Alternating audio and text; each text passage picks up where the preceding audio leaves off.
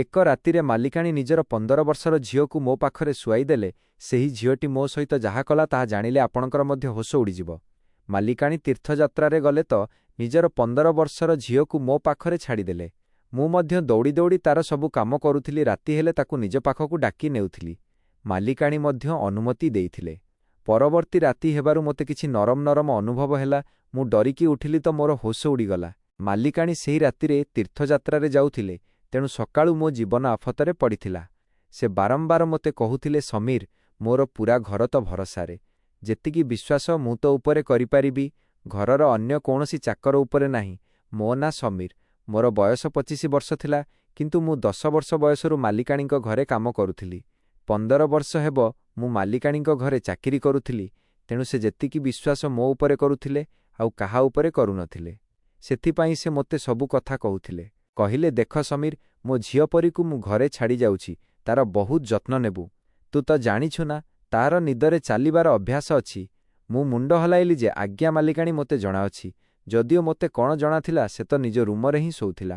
ବୟସରେ ପରୀ 15 ବର୍ଷର ଥିଲା, କିନ୍ତୁ ସେ ଟିକେ ପାଗଳୀ କିସ୍ମର, ବୋକା ଏବଂ ଗେହ୍ଲା ଥିଲା। ମାଲିକାଣୀଙ୍କର ଏକମାତ୍ର ଝିଅ ଥିଲା, ତେଣୁ ତାକୁ ବହୁତ ଆଦରରେ ରଖାଯାଇଥିଲା। ଏବେ ବି ସେ କଣ୍ଢେଇ ସହିତ ଖେଳୁଥିଲା। ମୁଁ କହିଲି, ମାଲିକାଣୀ, ମୁଁ ତାର ଯତ୍ନ ନେବି। କିନ୍ତୁ ଏହାପରେ ମାଲିକାଣୀ ଯେଉଁ କଥା କହିଲେ ତାହା ଶୁଣି ମୁଁ ଆଶ୍ଚର୍ଯ୍ୟ ହୋଇଗଲି। ସେ କିପରି ମୋତେ ଏହି କଥା କହିପାରିଲେ? କହିଲେ, ରାତିରେ ତୁ ମୋ ପରୀ ସହିତ ତା ରୁମରେ ହିଁ ରହିବୁ। ଏହା ଶୁଣି ମୋ ଆଖି ଆଶ୍ଚର୍ଯ୍ୟରେ ଖୋଲା ରହିଗଲା। ମୋ ମୁଣ୍ଡ ଘୂରାଇବାକୁ ଲାଗିଲା। ମୁଁ କହିଲି, ମାଲିକାଣୀ, ମୁଁ କିପରି ସାନବିବିଙ୍କ ରୁମରେ ଶୋଇପାରିବି? ଆପଣ ଚିନ୍ତା କରି କଥା କୁହନ୍ତୁ। ଏହା ତ ସମ୍ପୂର୍ଣ୍ଣ ଅନୁଚିତ କଥା। କିନ୍ତୁ ସେ କହିଲେ, ସମୀର, ମୋତେ କିଛି ଶୁଣିବାର ନାହିଁ। ମୁଁ ଯାହା କହିଲି ବସ୍ କହିଲି। ତୁ ପରୀ ରୁମରେ ହିଁ ରହିବୁ ଏବଂ ସେଠାରେ ଶୋଇବୁ। ମୋତେ ମାଲିକାଣୀଙ୍କ ଏହି କଥା କୌଣସି ପ୍ରକାରେ ଠିକ୍ ଲାଗୁନଥିଲା, କିନ୍ତୁ ସେହି ସମୟରେ ମୁଁ ତାଙ୍କୁ ବାରମ୍ବାର ମନା କରିପାରିଲି ନାହିଁ। କିନ୍ତୁ ମୁଁ ମନେ ମନେ ସ୍ଥିର କରିଥିଲି ଯେ ମୁଁ ପରୀ ରୁମରେ କେବେ ବି ଶୋଇବି ନାହିଁ। ମୋ ମାଲିକାଣୀ ଜଣେ ବିଧବା ମହିଳା ଥିଲେ, କିନ୍ତୁ ବହୁତ ଧନୀ ଥିଲେ। ମାଲିକଙ୍କର ବହୁତ ଜମିବାଡ଼ି ଥିଲା, ଯେଉଁଠାରୁ ବହୁତ ଟଙ୍କା ଆସୁଥିଲା। ଘର ବହୁତ ଭଲରେ ଚାଲୁଥିଲା ଏବଂ ଗୋଟିଏ ବୋଲି ଝିଅ ଥିଲା, ଯାହାକୁ ସେ ବହୁତ ଶ୍ରଦ୍ଧାରେ ପାଳିଥିଲେ। ଯେତେବେଳେ ମୁଁ ମାଲିକାଣୀଙ୍କ ଘରେ କାମ କରିବାକୁ ଆସିଲି, ସେତେବେଳେ ମାଲିକ ଜୀବିତ ଥିଲେ। ସେ ମାଲିକାଣୀଙ୍କୁ ବହୁତ ଭଲ ପାଉଥିଲେ। ଉଭୟ ପ୍ରେମ ବିବାହ କରିଥିଲେ ଏବଂ ଏକାଠି ବହୁତ ଖୁସି ଥିଲେ। ପରୀର ଜନ୍ମର କିଛି ମାସ ପୂର୍ବରୁ ମାଲିକଙ୍କର କାର ଦୁର୍ଘଟଣାରେ ମୃତ୍ୟୁ ହୋଇଗଲା। ମାଲିକାଣୀ ସଦମାରେ ପାଗଳଙ୍କ ଭଳି କଥା ହେଉଥିଲେ। କେବେ କହୁଥିଲେ ଯେ ସେ ଏବେ ଆସିଯିବେ, ମୋତେ ଛାଡ଼ି ଏମିତି ଯାଇପାରିବେ ନାହିଁ। ମୁଁ ସେତେବେଳେ 10 ବର୍ଷର ଥିଲି, କିନ୍ତୁ ମାଲିକାଣୀଙ୍କ ଅବସ୍ଥା ଦେଖି ବହୁତ କାନ୍ଦିଥିଲି, କାରଣ ତାଙ୍କ ବ୍ୟବହାର ଆରମ୍ଭରୁ ମୋ ପ୍ରତି ବହୁତ ଭଲ ଥିଲା।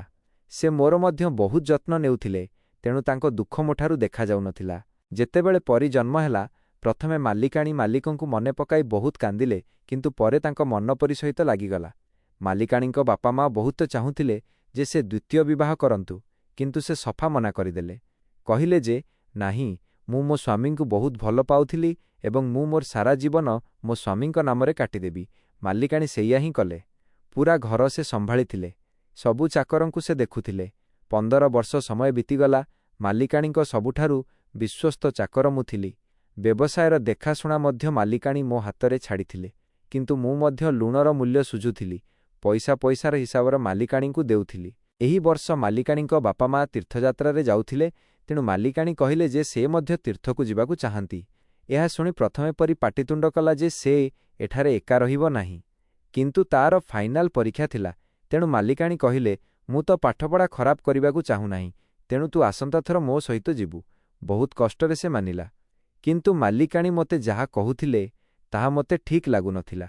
ଯାହା ହେଉ, ମାଲିକାଣୀ ମୋତେ ସବୁ ବୁଝାଇ ସୁଝାଇ ତୀର୍ଥଯାତ୍ରାରେ ଚାଲିଗଲେ। ତାଙ୍କ ଯିବା ପରେ ମୁଁ ସୋଫାରେ ବସି ଶାନ୍ତିରେ ଏକ ଦୀର୍ଘ ନିଶ୍ୱାସ ନେଲି। ତାପରେ ରୋଷେଇୟାକୁ ଡାକି ନିଜ ପାଇଁ ବଢ଼ିଆ ଚା ବନାଇଲି।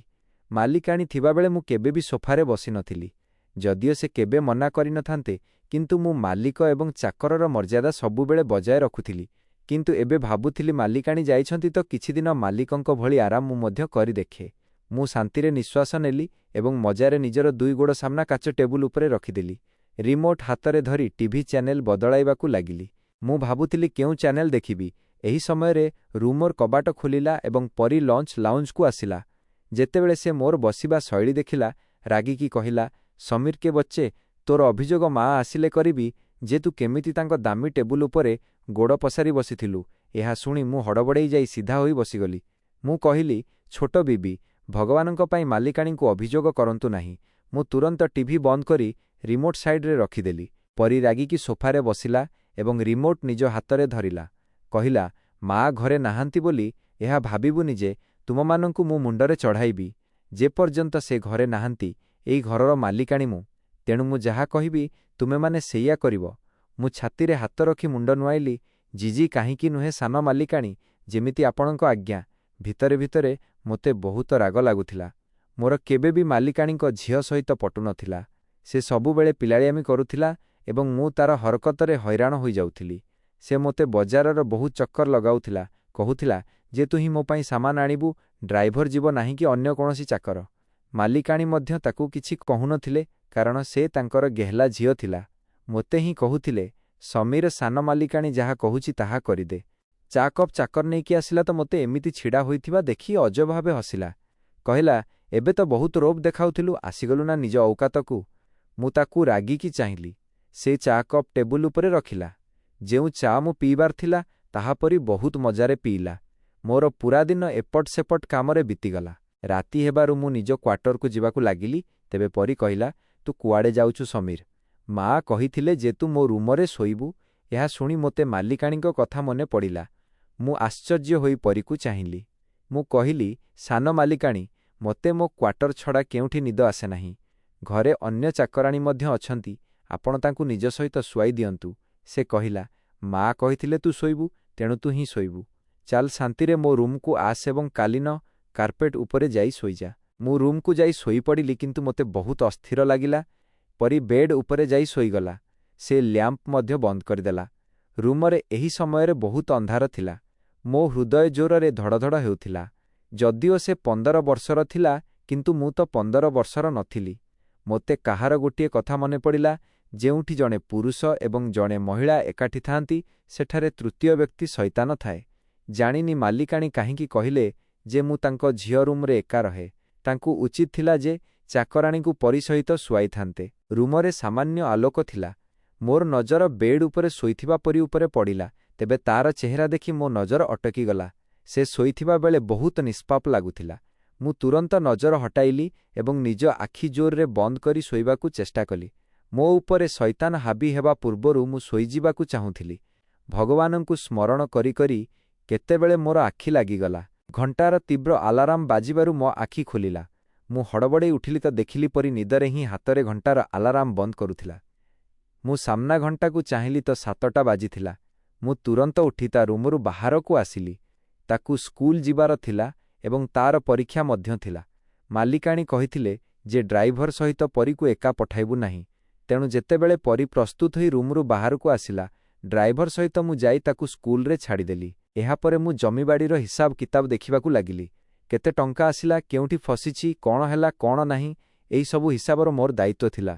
ମୁଁ କାମରେ ଏମିତି ବ୍ୟସ୍ତ ହୋଇଗଲି ଯେ ମୋର ମନେ ରହିଲା ନାହିଁ ଯେ ପରୀକୁ ଆଣିବା ପାଇଁ ମଧ୍ୟ ମୋତେ ହିଁ ଯିବାର ଥିଲା।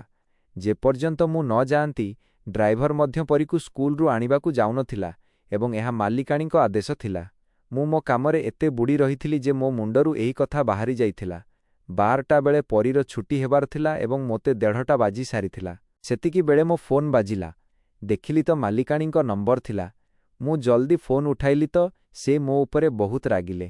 କହିଲେ, ମୋତେ ପରୀର କଲ୍ ଆସିଥିଲା। ସେ ଏବେ ବି ସ୍କୁଲରେ ଅଛି। ତୁ ତାକୁ ଆଣିବାକୁ କାହିଁକି ଗଲୁଣି? ଏହା ଶୁଣି ମୋ ମୁଣ୍ଡ ଘୂରାଇ ଦେଲା। ମୁଁ ତ ସମ୍ପୂର୍ଣ୍ଣ ଭୁଲି ଯାଇଥିଲି। ମୁଁ କହିଲି, ମାଲିକାଣୀ, ମୁଁ ଜମିର ହିସାବ କିତାବରେ ଲାଗିଥିଲି।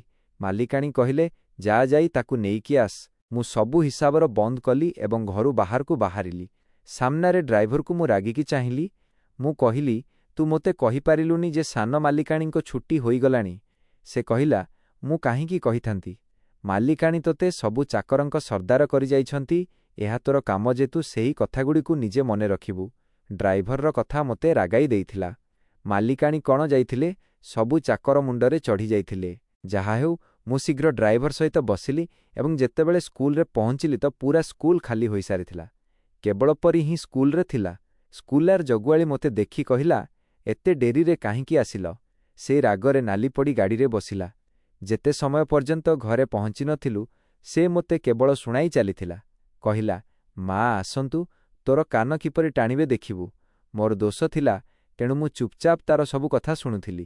ଘରେ ପହଞ୍ଚିଲୁ ତ ରୋଷେଇଆ ମଧ୍ୟ ଖାଦ୍ୟ ପ୍ରସ୍ତୁତ କରିନଥିଲା। ଚାକରାଣୀ ମଧ୍ୟ ଘରର ସଫାସୁତୁରା ଠିକରେ କରିନଥିଲା, ବସ ନିଜ କଥାରେ ବ୍ୟସ୍ତ ଥିଲା। ଏହା ଦେଖି ମୋ ମୁଣ୍ଡ ଚକ୍କର କାଟିଲା। ମାଲିକାଣୀଙ୍କ ବିନା ପୂରା ଘର ଓଲଟା ହୋଇଯାଇଥିଲା। ମୁଁ ସେମାନଙ୍କୁ କିଛି କହିଲେ ସେମାନେ କହୁଥିଲେ, ତୁ ବି ଆମ ଭଳି ଜଣେ ଚାକର, ବେଶୀ ଆମ ମୁଣ୍ଡ ଉପରେ ଚଢ଼ିବୁନି। ମୁଁ ତ ମାଲିକାଣୀଙ୍କ ବିନା ପାଗଳ ହୋଇଯାଉଥିଲି। ମୁଁ ଚାକରାଣୀଙ୍କୁ ଠିକରେ ସଫା କରିବାକୁ କହିଲି ଏବଂ ନିଜ ତତ୍ତ୍ୱାବଧାନରେ ପୂରା ଘରକୁ ସଫାସୁତୁରା କରି ରାତିକୁ ଥକି ଯାଇଥିଲି। ଯେତେବେଳେ ମୁଁ ପରି ରୁମ୍କୁ ଗଲି ତ ସେ ଜୋର ଜୋରରେ ତାର ସ୍କୁଲ ପଢ଼ା ମନେ ରଖୁଥିଲା। ମୁଁ ଲଞ୍ଚକୁ ଯାଇ ଶୋଇପଡ଼ିଲି, କାରଣ ଦିନ ସାରା ଥକି ଯାଇଥିଲି। ରାତିରେ ମୋତେ ଲାଗିଲା ଯେମିତି କାହାର ପାଦ ଶବ୍ଦ ମୋତେ ଶୁଣାଗଲା। ମୁଁ ଆଖି ଖୋଲି ଦେଖିଲି ତ ମୋତେ ଲାଗିଲା ଯେମିତି କେହି ଜଣେ ଲୋକ ପରି ରୁମ୍ ବାହାରେ ଛିଡ଼ା ହୋଇଛି ଏବଂ କବାଟରୁ ଭିତରକୁ ଚାହିଁବାକୁ ଚେଷ୍ଟା କରୁଛି। ମୁଁ ଜୋରରେ କହିଲି, କିଏ ସେଠି? ତ ତୁରନ୍ତ କେହି ଜଣେ କିଚେନ୍ ଆଡ଼କୁ ଦୌଡ଼ି ପଳାଇଲା। ମୁଁ ସାଙ୍ଗେ ସାଙ୍ଗେ ଉଠି କିଚେନ୍ ଆଡ଼କୁ ଦୌଡ଼ିଲି, କିନ୍ତୁ ସେହି ସମୟରେ କିଚେନ୍ ସମ୍ପୂର୍ଣ୍ଣ ଖାଲି ଦେଖାଯାଉଥିଲା। ମୁଁ ଲାଇଟ୍ ଲଗାଇଲି, ସେଠାରେ କେହି ନଥିଲେ। କିଚେନର କବାଟ ବାହାର ପଟକୁ ମଧ୍ୟ ଖୋଲୁଥିଲା। ଯେତେବେଳେ ମୁଁ ସେଠାରେ ଦେଖିଲି ତ ତାର କୁଣ୍ଡି ଖୋଲା ଥିଲା। ମୁଁ ସେଠାରୁ ବାହାରକୁ ଗଲି, ବାହାରେ ମଧ୍ୟ ନିଶବ୍ଦ ଥିଲା। ମୁଁ କିଚେନ୍ କବାଟକୁ ଭିତର ପଟୁକୁଣ୍ଡି ଲଗାଇଲି ଏବଂ ପୁଣି ଲଞ୍ଚକୁ ଆସି ଶୋଇଗଲି। ଭାବିବାକୁ ଲାଗିଲି କିଏ ସେହି ଲୋକ ଥିଲା ଯିଏ ରାତିର ଏହି ସମୟରେ ଭିତରକୁ ଆସିଥିଲା। ଜାଣିନି ମୋତେ କ'ଣ ମନକୁ ଆସିଲା, ମୁଁ ପରି ରୁମକୁ ଚାଲିଗଲି। ପରି ବେଡ୍ ଉପରେ ଶୋଇଥିଲା। ମୁଁ ଯାଇ କାଲିନ ଉପରେ ଶୋଇପଡ଼ିଲି। ରାତିରେ ଯେତେବେଳେ କୁକୁର ଭୁକିବାର ଶବ୍ଦ ଆସିଲା, ପରି ବୋଧହୁଏ ନିଦରେ ଡରୁଥିଲା। କହୁଥିଲା, ମା, ମୋତେ ଡର ଲାଗୁଛି। ଏହି କୁକୁରମାନେ ମୋତେ ଖାଇଯିବେ। ମା, ମୋ ହାତ ଧର। ସେ ବେଡ୍ ଉପରେ ନିଜ ହାତ ବାଡ଼ଉଥିଲା। ନିଦରେ ବୋଧହୁଏ ସେ ମାଲିକାଣୀଙ୍କୁ ଖୋଜୁଥିଲା। ମୋତେ ବୁଝାପଡ଼ୁନଥିଲା ଯେ ଏମିତି ସମୟରେ ମୋତେ କ'ଣ କରିବା ଉଚିତ। ଯାହା ହେଉ, ମୁଁ ଉଠିଲି ଏବଂ ନିଜ ହାତ ପରି ହାତରେ ଦେଲି। ମୋ ହାତ ଧରି ସେ ପୁଣି ଗଭୀର ନିଦରେ ଶୋଇଗଲା। କିଛି ସମୟ ମୁଁ ଛିଡ଼ା ହୋଇ ଅପେକ୍ଷା କଲି ଯେ ସେ କେତେବେଳେ ଗଭୀର ନିଦକୁ ଯିବ ଏବଂ ମୁଁ ନିଜ ହାତ ତା ପାଖରୁ ଛଡ଼ାଇବି। ଯେତେବେଳେ ସେ ଗଭୀର ନିଦରେ ଶୋଇଗଲା, ମୁଁ ଧୀରେ ନିଜ ହାତ ତା ହାତରୁ ଅଲଗା କଲି ଏବଂ ପୁଣି କାଲିନ ଉପରେ ଶୋଇଗଲି। ଏହାପରେ ମୁଁ ପରି ରୁମ୍ରେ ହିଁ ଶୋଇବାକୁ ଲାଗିଲି। ଦିନେ ଜଣେ ଚାକର କ୍ଷୀରି ବନାଇଥିଲା ତ କହିଲା, ତୁ ବି ପିଇଦେ, ବହୁତ ଶାନ୍ତିରେ ନିଦ ଆସିବ। ମୁଁ ମଧ୍ୟ ସେହି କ୍ଷୀରି ପିଇଦେଲି ଏବଂ ରାତିରେ ପରି ରୁମ୍କୁ ଚାଲିଗଲି। ସେହି ରାତିରେ ପ୍ରକୃତରେ ମୋତେ ବହୁତ ଗଭୀର ନିଦ ଆସିଥିଲା। ମୁଁ ଯେଉଁ ଶୋଇଲି, ସକାଳେ ହିଁ ମୋ ଆଖି ଖୋଲିଲା। ଯେତେବେଳେ ମୁଁ ଦେଖିଲି ବେଡ୍ ଖାଲି ଥିଲା, ସେତେବେଳେ ସକାଳ 6ଟା ବାଜିଥିଲା। ସେହି ସମୟରେ ପରି କୁଆଡ଼େ ଯାଏ ନାହିଁ ଏବଂ ଆଜି ରବିବାର ଥିଲା, ଛୁଟି ଥିଲା। ମୁଁ ରୁମ୍ରୁ ବାହାରକୁ ଆସିଲି ତ ପରି ସେଠାରେ ମଧ୍ୟ କେଉଁଠି ନଥିଲା। ମୁଁ ତାକୁ ପୂରା ଘରେ ଖୋଜିଲି, ମୋତେ ପରି କେଉଁଠି ଦେଖାଗଲା ନାହିଁ। ମୋ ହୃଦୟ ଧକ୍କରି ହୋଇଗଲା। ମୁଁ ସବୁ ଚାକରଙ୍କୁ ଚିତ୍କାର କରି ଉଠାଇଲି। ସମସ୍ତେ ତାକୁ ଖୋଜିବାକୁ ଲାଗିଲେ, କିନ୍ତୁ ସେ ପୂରା ଘରେ କେଉଁଠି ନଥିଲା। ମୋର ଏହି ଅବସ୍ଥା ଥିଲା ଯେମିତି କାଟିଲେ ରକ୍ତ ବାହାରିବ ନାହିଁ। ମୋ ରଙ୍ଗ ହଳଦିଆ ପଡ଼ିଯାଇଥିଲା। ମାଲିକାଣୀ ମୋ ବିଶ୍ୱାସରେ ଛାଡ଼ି ଯାଇଥିଲେ। ମୁଁ କେମିତି ରାତିରେ ଏତେ ଗଭୀର ନିଦରେ ଶୋଇପଡ଼ିଲି। ଯେତେବେଳେ ମୁଁ ସବୁ ଚାକରଙ୍କ ସହ କଥା ହେଲି, ସେତେବେଳେ ଜାଣିବାକୁ ପାଇଲି ଯେ ରୋଷେଇଆ ମଧ୍ୟ ସେଠାରୁ ନିଖୋଜ ଅଛି। ତାପରେ ମୋ ମନକୁ ଆସିଲା ଯେ କିଛିଦିନ ପୂର୍ବରୁ ମୁଁ ଜଣେ ଲୋକଙ୍କୁ ପରି ରୁମ୍ ବାହାରେ ଦେଖିଥିଲି। ସେ ଦୌଡ଼ି କିଚେନ୍କୁ ଯାଇଥିଲା। ବୋଧହୁଏ ସେ ରୋଷେଇଆ ହିଁ ଥିଲା। ମୁଁ ତୁରନ୍ତ ମାଲିକାଣୀଙ୍କୁ ଫୋନ୍ କଲି ଏବଂ ସବୁ କଥା ଜଣାଇଲି। ମୁଁ ରୋଷେଇଆର ଘର ଜାଣିଥିଲି।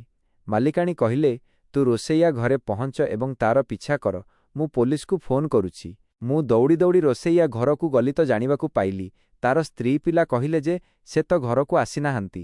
ତାପରେ ମୋତେ ପଡ଼ୋଶୀଙ୍କଠାରୁ ଜଣାପଡ଼ିଲା ଯେ ସକାଳେ ରୋଷେଇଆ ପରିର ପାଟି ବନ୍ଦ କରି ଗାଡ଼ିରେ ବସାଇ କୁଆଡ଼େ ନେଇଯାଉଥିଲା। ଏହି ସମୟ ମଧ୍ୟରେ ପୋଲିସ ମଧ୍ୟ ଆମ ବଙ୍ଗଳାରେ ପହଞ୍ଚି ସାରିଥିଲା। ସବୁ ତଦନ୍ତ ପରେ ବଙ୍ଗଳା ବାହାରେ ଲାଗିଥିବା କ୍ୟାମେରା ସାହାଯ୍ୟରେ ଆମକୁ ଗାଡ଼ି ନମ୍ବର ମିଳିଗଲା ଏବଂ ସେଥିରେ ସ୍ପଷ୍ଟ ଦେଖାଯାଉଥିଲା ଯେ ରୋଷେଇଆ ପରିର ପାଟି ବନ୍ଦ କରି ଜବରଦସ୍ତି ଗାଡ଼ିରେ ବସାଉଛି। ଗାଡ଼ି ନମ୍ବର ଟ୍ରେସ୍ ହୋଇସାରିଥିଲା। ମୁଁ ମଧ୍ୟ ପୋଲିସ ସହିତ ଯାଇଥିଲି। ଯେତେବେଳେ ଗାଡ଼ି ପାଖରେ ପହଞ୍ଚିଲୁ ତ ସେମାନଙ୍କ ଗାଡ଼ି ଏକ ନିଛାଟିଆ ଜାଗାରେ ଛିଡ଼ା ହୋଇଥିଲା। ମୋର ମନେ ପଡ଼ିଲା ଯେ ଥରେ ରୋଷେଇଆ ମୋତେ ଏମିତି ଏକ ଜାଗାକୁ ଆଣିଥିଲା ଯେଉଁଠି ତାର କିଛି ସାଙ୍ଗ ରୁହନ୍ତି। ମୁଁ ଦୌଡ଼ି ଦୌଡ଼ି ସେହି ଆଡ଼କୁ ଗଲି ଯେଉଁଠି ତା ସାଙ୍ଗର ଘର ଥିଲା। ପୋଲିସ ପରେ ପହଞ୍ଚିଲା, କିନ୍ତୁ ମୁଁ ସେହି ଘରେ ଆଗ ପହଞ୍ଚି ଯାଇଥିଲି। ମୁଁ କବାଟରେ ଜୋରରେ ଗୋଇଠା ମାରିଲି ତ କବାଟ ଖୋଲିଗଲା। ସାମ୍ନାରେ ରୋଷେଇଆ ଏବଂ 2 ଜଣ ଲୋକ ଥିଲେ। ସେମାନେ ପରିକୁ ରସିରେ ବାନ୍ଧି ଏକ ଚୌକିରେ ବସାଇଥିଲେ। ସେ ବହୁତ କାନ୍ଦୁଥିଲା। ଦେଖି ମୋ ରକ୍ତ ଗରମ ହୋଇଗଲା। ମୁଁ କିଛି ନ ଭାବି ସେହି 3 ଜଣଙ୍କୁ ପ୍ରହାର କରିବାକୁ ଲାଗିଲି। ଏତିକିବେଳେ ପୋଲିସ ସେଠାରେ ପହଞ୍ଚିଗଲା। ପୋଲିସ ସେମାନଙ୍କୁ ଧରି ଜେଲରେ ପଠାଇଦେଲା। କାନ୍ଦି କାନ୍ଦି ପରି ମୋତେ କୁଣ୍ଢାଇ ଧରିଲା। ସେ ବହୁତ ଡରି ଯାଇଥିଲା। ମୁଁ କହିଲି, ତୁ ବ୍ୟସ୍ତ ହୁଅନି, ଯେପର୍ଯ୍ୟନ୍ତ ମୁଁ ବଞ୍ଚିଛି ତୋର କେହି କିଛି କ୍ଷତି କରିପାରିବେ ନାହିଁ। କିଛିଦିନ ପରେ ମାଲିକାଣୀ ମଧ୍ୟ ଫେରି ଆସିଲେ। ମାଲିକାଣୀ ପରୀକୁ କୁଣ୍ଢାଇ କାନ୍ଦିବାକୁ ଲାଗିଲେ ଏବଂ ମୋତେ କହିଲେ, ମୋର ତ ଉପରେ ବିଶ୍ୱାସ ଥିଲା ଯେ ତୁ ମୋ ଝିଅର ସୁରକ୍ଷା ନିଶ୍ଚୟ କରିବୁ। ମୁଁ କହିଲି, ମୁଁ ଏହାକୁ ସବୁବେଳେ ମୋର ସାନ ଭଉଣୀ ଭଳି ଭାବେ ଏବଂ ଯେପର୍ଯ୍ୟନ୍ତ ମୁଁ ଜୀବିତ ଅଛି ଆପଣ ନିଶ୍ଚିତ ରୁହନ୍ତୁ, ନା ତ ଆପଣଙ୍କ ଆଡ଼କୁ କେହି ଆଖି ଉଠାଇ ଚାହିଁପାରିବେ ନା ପରି ଆଡ଼କୁ। ଏହା ଶୁଣି ମାଲିକାଣୀ ବହୁତ ଖୁସି ହୋଇଗଲେ।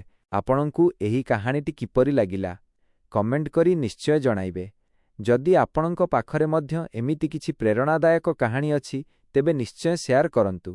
ଭିଡିଓଟି କାହାଣୀଟି ଭଲ ଲାଗିଥିଲେ ଲାଇକ୍ ଏବଂ ସେୟାର କରନ୍ତୁ ଏବଂ ଆଗକୁ ଏମିତି କାହାଣୀ ଶୁଣିବା ପାଇଁ ଚ୍ୟାନେଲକୁ ସବସ୍କ୍ରାଇବ୍ କରନ୍ତୁ।